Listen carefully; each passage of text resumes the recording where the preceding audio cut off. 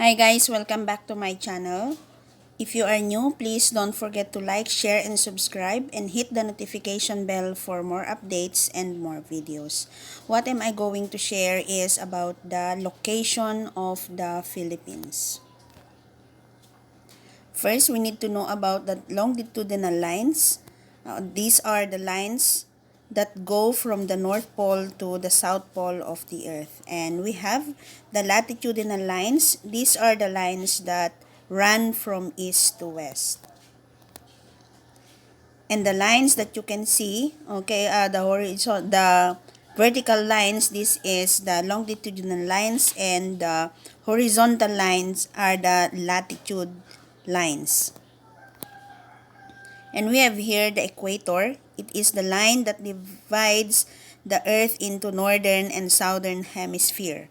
And the prime meridian, the line that divides the Earth into eastern and western hemisphere.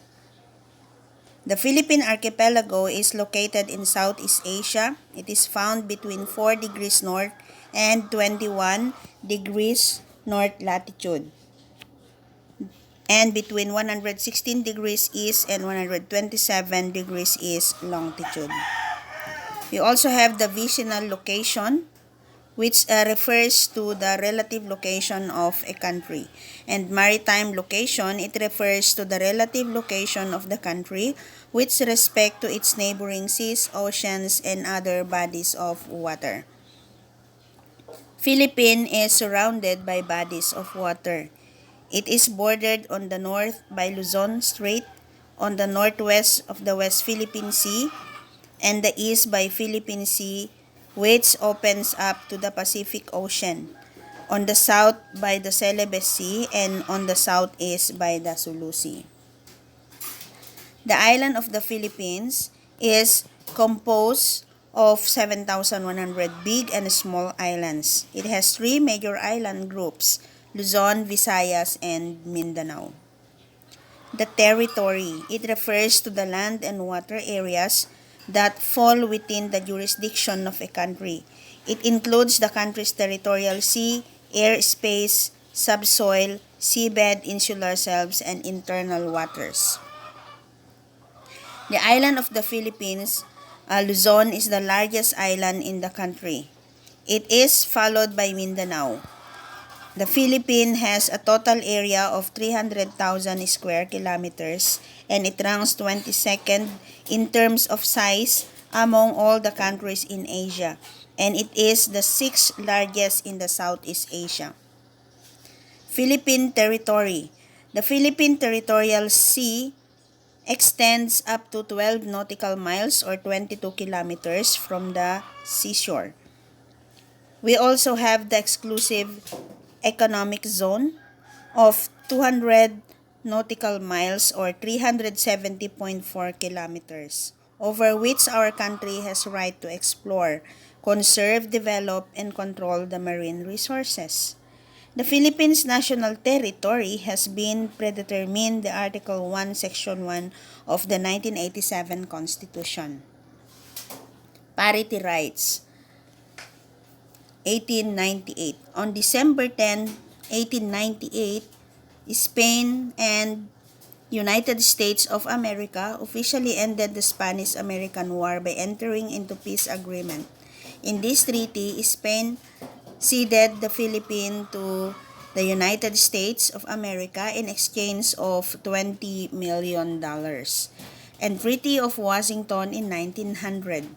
The treaty recognized that all the islets of Cebu, including Cagayan and Cebuto, are part of the Philippine Territory. As a part of the agreement, United States of America paid Spain $100,000. And these are the legal base agreement of the Philippines. Philippine Archipelagic Doctrine. The previous 3 nautical mile territorial limit of the Philippines from its coast to the open seas was extended to 12 nautical miles. With his new limits of boundaries, the Philippines was placed in a better position to protect the marine resources and safeguard the territorial sea from foreign intruders. In 1982, UNCLOS granted the Philippines the sole right to exploit and develop the natural resources within the exclusive economic zone that extends to 200 nautical miles from the coast. Boundaries Treaty in 1930. It was signed on January 2, 1930. It is an agreement between the United States of America and Great Britain. This treaty stated that the British-controlled Turtle and Manganese Islands will be returned to the Philippines. It was only in 1947 that the Philippine government started to control these islands. Presidential Decree Number 1599. This decree established the exclusive economic zone of the Philippines and it extends up to 200 nautical miles. The Republic Act 3046 and 5446. The Republic Act number 346 is a law enacted in 1961 which defines the baseline of the territorial seas of the Philippines. It was later amended by the Republic Act 5446 in 1968. The Presidential Decree 1596, it was signed by former President Ferdinand Marcos, and then PD number or Presidential Decree number 1596 declaring the Kalayaan Group of Island as a part of the Philippine Archipelago. Originally, the Philippine provinces were first grouped into 11 regions. The grouping was created by virtue of Presidential Decree Number 1 signed by former President Marcos in 1972. The formation of these regions was part of the integrated the organizational plan of Ferdinand Marcos government. Marcos implemented a government regionalization scheme.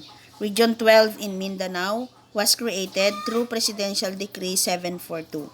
Metropolitan Manila or NCR was established through Presidential Decree 824. The Philippine Regionalization Scheme, the Philippines is divided into 17 regions and 81 provinces. These provinces are further divided into cities and municipalities. And the cities and municipalities are then divided into barangays. And the barangays is the smallest political unit in the country. The regions of Luzon. Luzon is composed of 8 regions and they are the following. Region 1 for Ilocos Region, Region 2 Cagayan Valley, and then CAR or Cordillera Administrative Region, Region 3 Central Luzon, Region 4A, which is Calabarzon, Region 4B, Mimaropa, Bicol Region, and of course, the National Capital Region. And the regions of Visayas, the Visayas is composed of 3 regions. We have the Western Visayas, which is Region 6, Region 7, Central Visayas, and Region 8, Eastern Visayas. The Philippine Regionalization Scheme, Presidential Decree number 773, the reorganization, of Mindanao, amended PD 742 or Presidential Decree 742, divided regions 9 into sub-regions. With the ratification, of the 1987 Constitution, the Cordillera Administrative Region and Autonomous Region of Muslim Mindanao were created. Republic Act number 7901 created the Caraga Region in Mindanao in 1995. On May 17, 2002, Region 4 was divided into Region 4A, which is Calabarzon, and Region 4B, which is Mimaropa. And at present, provinces are grouped into regions based on the culture of the people living in their location and physical features. The regionalization scheme was implemented to help the government easily administer the provinces and localities and serve the people better. Advantage of being an archipelago. But before that, I would like to mention, the regions of the Mindanao, which is the Region 9, Zamboanga Peninsula, Region 10, Northern Mindanao, Region 11, Davao Region, Region 12, Sorsogon, and the Region 13, Caraga Administrative Region, and the last one is the ARMM, or the Autonomous Region in Muslim Mindanao. Now, let's go with the advantage of being an archipelago. Being an archipelago has many advantages.